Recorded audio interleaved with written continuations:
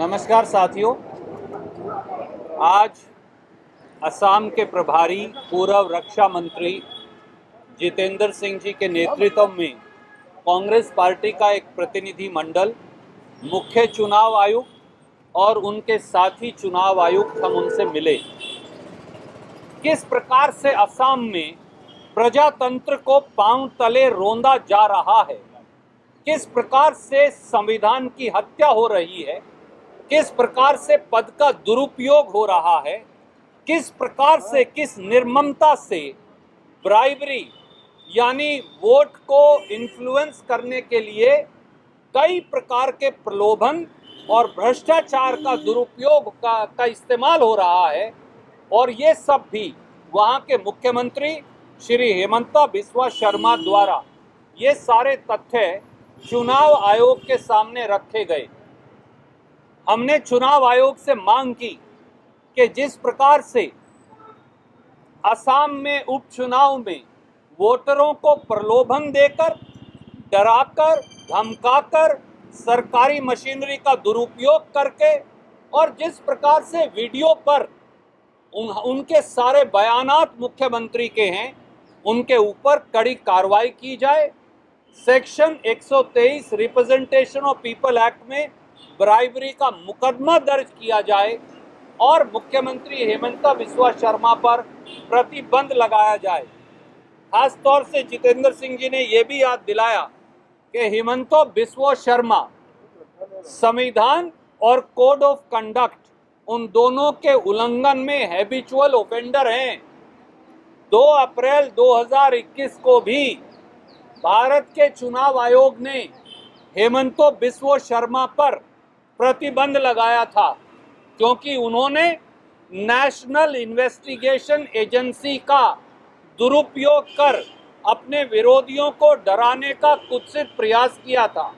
आज फिर जब उन्होंने मुख्यमंत्री का पद संभाल लिया तो वो सरकारी खजाने का दुरुपयोग कर, सरकारी मशीनरी का दुरुपयोग कर, वोटर को डराकर, धमकाकर, प्रलोभन देकर, लालच देकर एक बार फिर प्रजातंत्र की लालिमा को धूमिल करने का एक षड्यंत्र कर रहे हैं।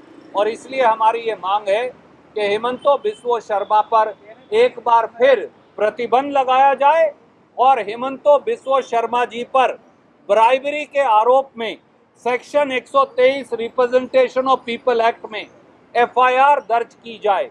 चुनाव आयोग ने हमारी पूरी बात सुनी, सारे कागजों का अवलोकन किया, वीडियोस का अवलोकन किया, बाकायदा एक नोटिस आज 5 बजे तक उनको जवाब देने को कहा गया है।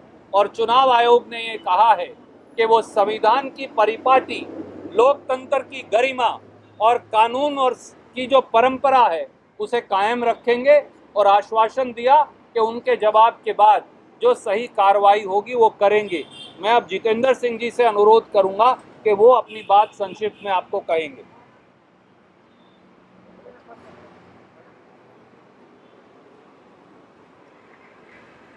असम का प्रशासन, वहाँ की पुलिस, वहाँ का एडमिनिस्ट्रेशन भारतीय जनता पार्टी के कार्यकर्ता के रूप में काम कर रहा है। वहाँ के नेताओं को डराया जा रहा है, जनता को डराया जा रहा है। मैं आज सुबह ही आसाम और गोसाईगांव क्षेत्र से आया हूँ, जो एक वेस्ट बंगाल का बॉर्डर का इलाका है। यहाँ तक कि वहाँ के जो इलेक्टेड रिप्रेजेंटेटिव हैं, वहाँ के सरपंच हैं, वहाँ के जिला परिषद के सदस्य हैं, वो बंगाल में जाके रह रहे हैं। दिन में आते हैं आसाम और कुछ घंटों बाद उनको वापस बंगाल जाना पड़ता है, क्योंकि वहाँ की जो पुलिस है वो उनको थ्रेटन कर रही है, उनको धमका रही है, अरेस्ट करने के लिए उनकी बात कर रही है।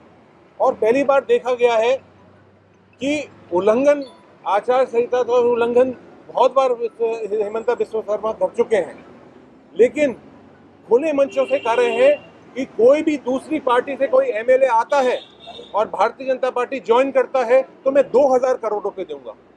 पब्लिक मीटिंगों के अंदर महिलाओं को प्रधानमंत्री आवास अलॉटमेंट होता है, चावल अलॉट हो रहा है, धान अलॉट हो रहा है। रोड बनाने की पीडब्ल्यूडी को और दूसरी एजेंसियों को आदेश, मौखिक आदेश पब्लिक मीटिंग में दिए जा रहे हैं। कॉलेजेस का ऐलान हो रहा है, चाय बागानों के अंदर 1-1 करोड़ रुपए के रोड बन रहे हैं। इससे बड़ा आचार संहिता उल्लंघन हो नहीं सकता है। इसीलिए आज हम सब लोग चीफ इलेक्शन कमीशन के पास आए हैं और उनसे हमने निवेदन किया है कि भारत के संविधान को आप बचाएं और हेमंता बिस्वा शर्मा को आज ही उनके ऊपर उनको आदेश दें कि वो कैंपेनिंग के ऊपर प्रदर्शन लगाएं। कोई आश्वासन दिया चुनाव आयोग ने, कुछ आपसे कुछ कहा आपको? चुनाव आयोग ने सारी बात सुनी, सारे साक्ष्य और तथ्य देखे। मेरे साथी हाथ कंगन को आरसी क्या, पढ़े लिखे को फारसी क्या। जब हमने वो सारे वीडियोज ही चुनाव आयोग के सामने रख दिए जिसमें संविधान की परिपाटी का उल्लंघन और ब्राइबरी का ऑफेंस बनता है section 123 representation of people act में, तो उसके बाद झूठ और सच का तो प्रश्न ही पैदा नहीं होता। फिर भी नेचुरल जस्टिस के अनुरूप मुख्यमंत्री को नोटिस दिया गया है 5 बजे तक, और वो 5 बजे का समय भी पूरा हो गया है।